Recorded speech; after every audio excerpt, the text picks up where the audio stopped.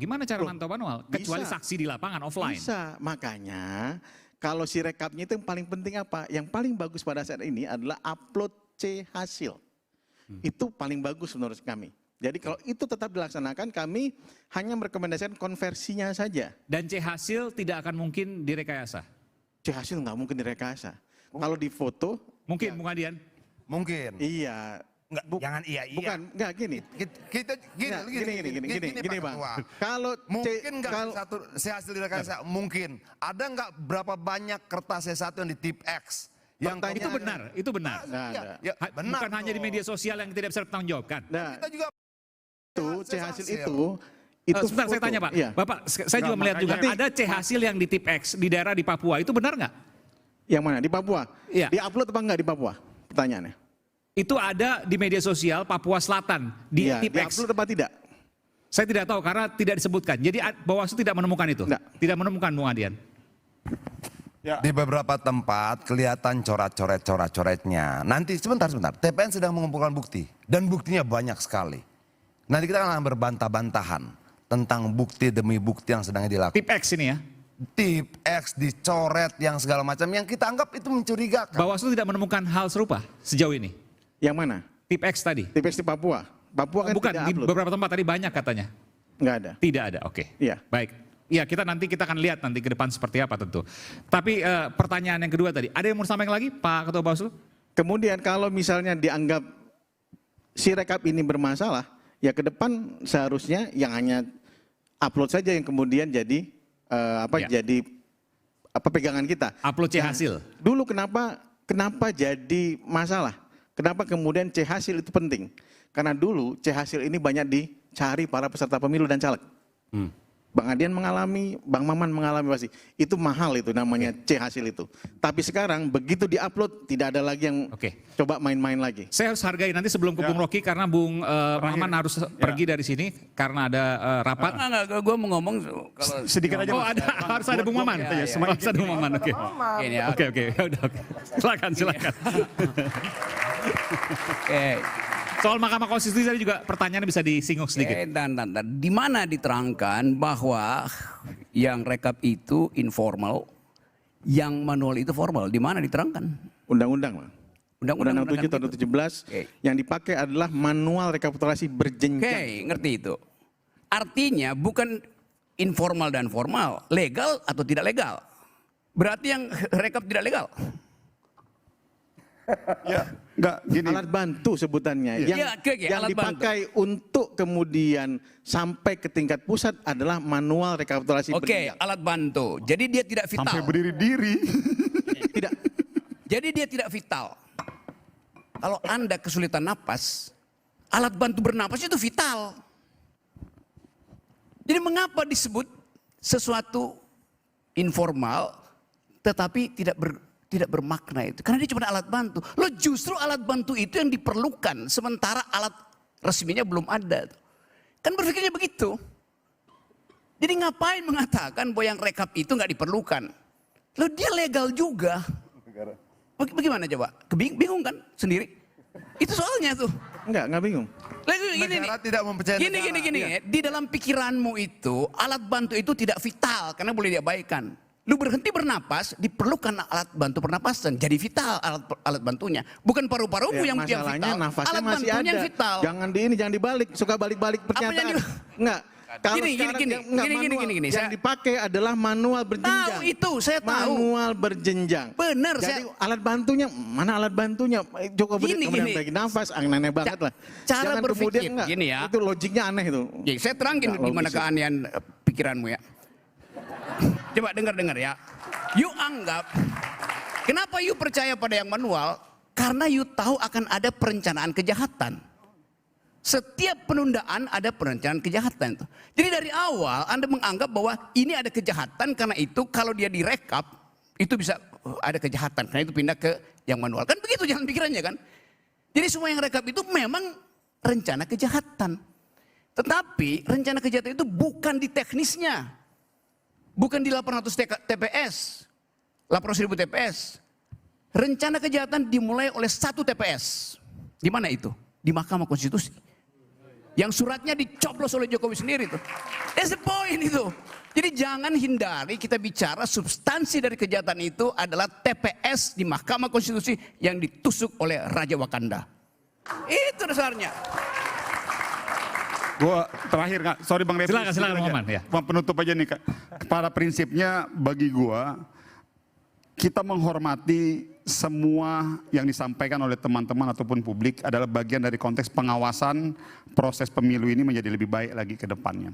Tapi satu hal yang ingin saya luruskan bahwa proses legal atau formal atau syariatnya itu ada proses perhitungan manual. Yang ingin saya sampaikan bahwa ini ada dua hal. Apa itu? Kalau sudah bicara formal atau bicara perhitungan manual, ada sistem di dalamnya yang dimana ada saksi-saksi dari masing-masing partai, masing-masing kandidat. Jadi biarkan teman-temannya Bang Adian di PDIP dan di Koalisi 03, teman-temannya Bang Refli di Koalisi 01, saksi-saksi dan kami di 02, kita pantau, kita kawal, kalau ada potensi kecurangan, protes di TPS masing-masing, sekarang lagi masuk di tingkat kecamatan, persiapkan semua saksi, udah saya pikir itu jadi bahwasanya ada kontrol publik, monggo silakan bagian dari proses demokrasi ini. Jadi saya pikir itu saja, dan saya mohon maaf Bang Aiman nggak bisa sampai kelar, sekali lagi mohon maaf karena saya harus rapat mengawal seluruh kursi-kursi karena insya Allah kita ingin bareng-bareng sama Bang Adian nanti insya Allah. Makasih. Belum pengumuman. Bung Refli, nanti silakan Bung Rocky nanti tambahkan. Ada Bung terima kasih ya. Kodari Saya juga. sengaja menikmati perdebatan yang nggak jelas ini. Ini omon-omon semua ya sebenarnya ya. Oke. Sorry. Makasih Bung Maman. Makanya dari awal ya saya tidak tertarik untuk melihat proses kecurangan itu hanya dari satu sisi saja. Yaitu sisi pencoblosan dan kemudian pasca pencoblosan. Makanya kalau saya menghitungnya kalau kita TSM itu mulai dari pra pencoblosan, kemudian pencoblosan pada hari H dan kemudian pasca pencoblosan. Dan itu catatan-catatan dan evidence-nya ada semua. Mulai dari misalnya putusan Mahkamah Konstitusi, sidang DKPP, wanita emas, bansos, BLT, ya dan lain sebagainya itu kan semua tersebar. Nah pada saat pencoblosan kita bicara angka-angka yang tidak wajar yang sudah beredar di media-media sosial dan bahkan WA-nya dikasih ke pribadi misalnya ke saya. Saya banyak tuh terima WA kesalahan-kesalahan menuliskan. Nah tadi saya ada satu hal yang menarik tadi. Kenapa untuk Pilpres kok nggak bisa diubah di tempat? Yang bisa mengubahnya hanya KPU kabupaten kota. Nah, disitulah logika algoritma kemudian muncul. Artinya, ini jangan diganggu dulu penghitungannya. Kalau sudah di KPU kabupaten kota, nah itu kan beda lagi. Koordinasi dan lain sebagainya. Jadi, paham ya? Kenapa untuk tadi ya, saya tanya Itu pertanyaan ya, kenapa Pilpres tidak bisa? Kenapa untuk Pilpres hanya bisa diubah di kabupaten kota kalau ada kesalahan, sementara untuk pileg bisa di tempat. Itu menarik. Nah, karena itu menurut saya memang ya tadi ditanyakan soal Mahkamah Konstitusi. Kalau ditanyakan kepada saya, apakah saya percaya kepada Mahkamah Konstitusi? Enggak percaya saya. Terus terang saja, enggak percaya. Cuma masalahnya adalah kita punya mekanisme yang sedikit. Mekanisme di DPR hak angket is okay, tetapi tidak memutuskan hasil pemilu bisa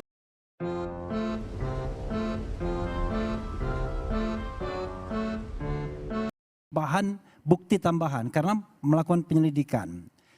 Yang kecil juga peluangnya ada di Bawaslu. Bawaslu itu 14 hari kerja, sekarang sudah tanggal berapa? Bung Refli, saya mau tanya soal ini. Itu kan algoritma luar biasa loh. Ya. Itu tim Anda setidaknya, Bung BW yang kemudian menyampaikan, menemukan fakta seperti itu. Jadi gini. Lompat seperti kutu loncat tadi. Kita ini banyak. Tapi itu simulasi ya tadi? Ya, banyak mendapatkan masukan dari pakar-pakar IT, pakar cyber intelligence dan lain sebagainya. Nanti kita kumpulkan semua evidence itu. Pada saatnya kita akan kompilasi. Tetapi yang kita tuntut sekarang ini sebenarnya kita nggak berpikir dulu, wah ke MK dulu. Lalu Bawaslu dulu. Enggak. Yang kita tuntut adalah transparansi di KPU. salah satunya adalah ayo kita sama-sama lakukan audit forensik terhadap sistem IT di KPU. Baik IT yang terkait dengan Sirekap maupun IT input manual. Memang kita bisa kawal terus dari input di TKP misalnya, ya kan? Lalu sampai kemudian KPU kabupaten kota, KPU provinsi, KPU nasional konsisten. Nah, tadi Karena ikan itu juga input elektronik juga, bukan manual dalam pengertian kita hanya melihat manualnya. Iya, enggak, ini logika yang kemudian tadi disampaikan oleh Bu Maman ya, Bung tadi sudah lewat. Dia bilang begini, kalau Sirekap jangan dilihat karena itu alat bantu. Meskipun Bu Rocky tadi punya pendapat lain, nanti silakan sampaikan. Kita lihat di manual. Kalau manual nggak usah ada kekhawatiran karena ada banyak saksi di sana, kecamatan, kabupaten kota dan seterusnya. Jadi nggak mungkin ada kecurangan. Saya jawab dulu. Silakan. Ya itulah logika itulah yang akan dikembangkan seperti 2019. Anda bayangkan ya, kita disuruh menolak Sirekap yang triliunan proyeknya. Padahal gara-gara Sirekap dan hitung cepat itulah kemudian deklarasi muncul. Ya kan sudah ada deklarasi tanggal 14 kemarin. Lalu berdasarkan hasil yang ilegal deklarasinya. Berarti deklarasinya ilegal. Nah yang itu yang pertama. Yang kedua, kita dipaksa untuk memelototi 823.220 unit. Anda bisa bayangkan siapa yang sanggup melakukan pemelototan itu. Makanya kalau kita bicara tanggung jawab negara, saya luruskan yang namanya KAP itu State Auxiliary Agency. Ya. Jadi lembaga negara tambahan, tetapi dia adalah representasi dari negara walaupun dia independen. Nah, lalu kita disuruh mengawal sendiri, padahal itu tugas dan tanggung jawab negara untuk memberikan hasil yang sebenar-benarnya dan sesolid-solidnya.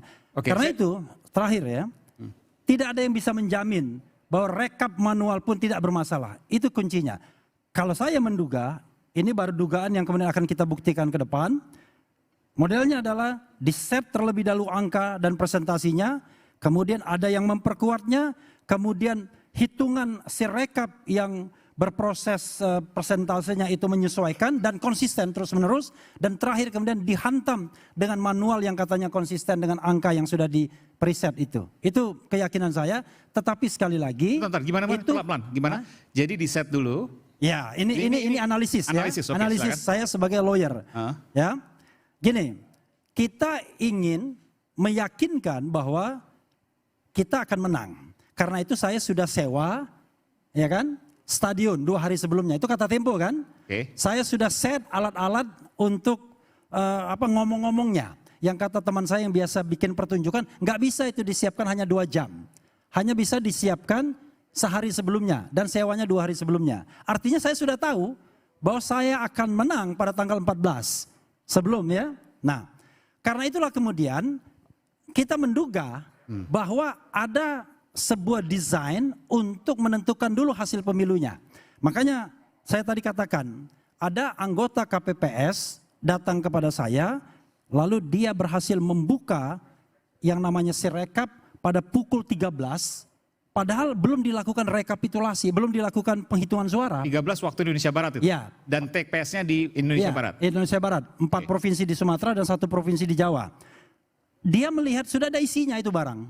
Sirekap itu. Ada ribuan katanya TPS ada isinya. Dan itu Anda sudah dapatkan dan Anda akan laporkan nanti? Iya, itu bagian dari argumentasi itu kita. Itu data Anda. Silakan, Bung Kodari punya pendapat soal ini?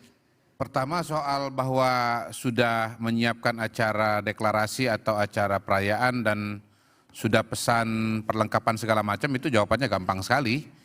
Bahwasanya kita sudah melihat dari indikasi hasil survei ya dan analisa-analisa lainnya bahwa 02 akan menang.